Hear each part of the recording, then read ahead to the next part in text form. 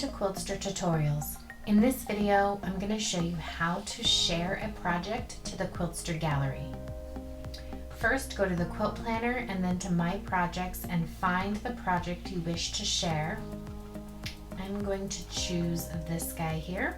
Every project has a 3-dot menu, which you can click to share the project, and then just click Share Project again, and that will share it to the public Quiltster gallery. Once it's been shared, it will have a shared flag on it, so when you go to My Projects, you can easily see which projects are shared publicly. Then you can visit the gallery, and you'll see your project there. To see a larger image, click on the project and open the gallery page. You can see a larger picture by clicking on the project itself. Share your project to Facebook by clicking the Facebook share button underneath the project in the gallery.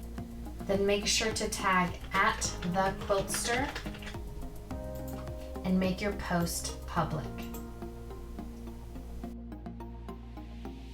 That is how you share a Quiltster project to the gallery and also to Facebook. Thanks for watching, and we'll see you in the next video.